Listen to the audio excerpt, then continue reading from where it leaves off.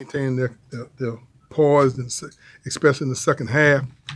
In the first half, I think we went up 9 or 10 points, and like a mature team would do, they regrouped themselves, and I thought really just clipped away at the little lead that we had. Went into halftime down only 3. But I thought they did a good job the second half of just sticking with the game plan, executing, moving the ball, making the extra pass.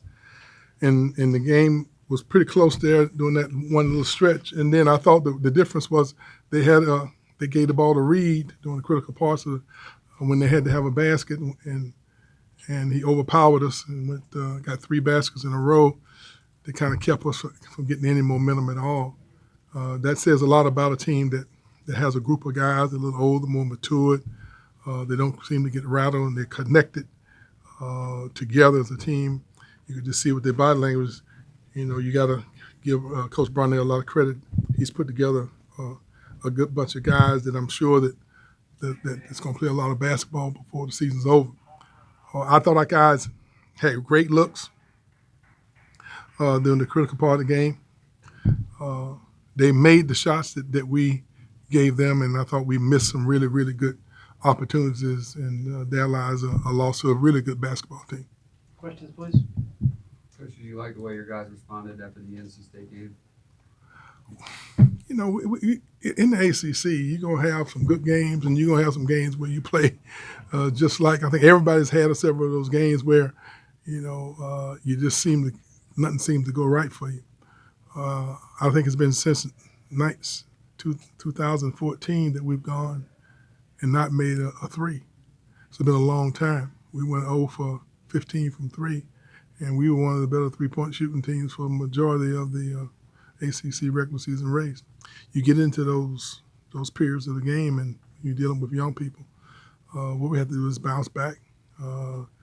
One thing about the ACC, you don't have a whole lot of time to have a pity party because there's another great team right around the corner. If you spend a whole lot of time worrying about your past, you're sure not going to do anything at all about the present. So I think we learned from it. I thought our guys bounced back. I like our effort today.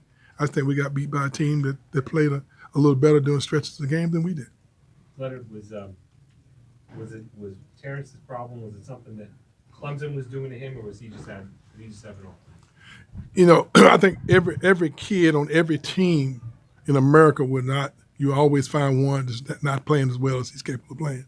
This was Terrence's night, and he's played well for us all year. I'm pleased with the way he's played. The night was not his night. He had a problem with the free throw line. He didn't shoot the ball well from the perimeter. I thought his effort was good.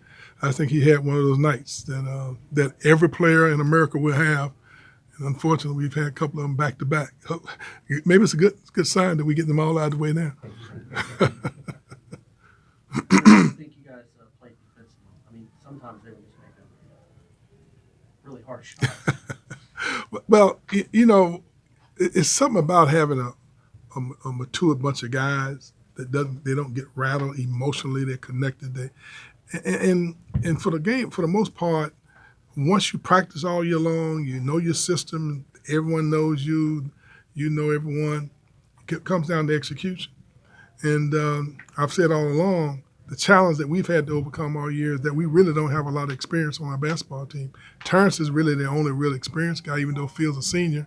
Phil hadn't played the last couple of years, and everyone else is first and second year guys.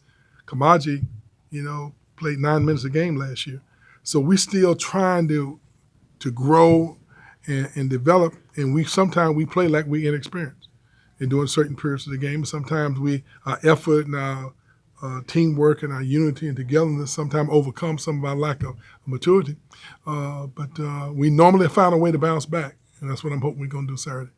Mike, you seemed like he took a step forward, especially on defense. What have you seen from Well, Ike is growing in another kind of way. He's really comfortable. He understands our system offensively and defensively. Obviously, he's challenged with developing his free throws and finishing plays around the basket. But he's much farther along than some of the other big guys we've had in the past.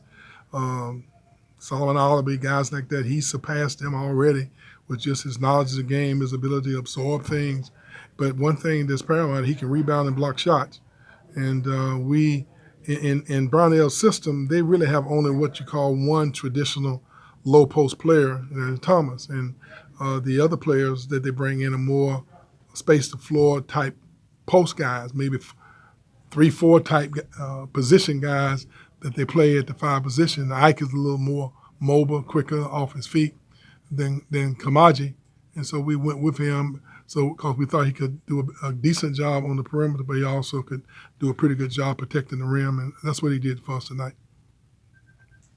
Everybody else set?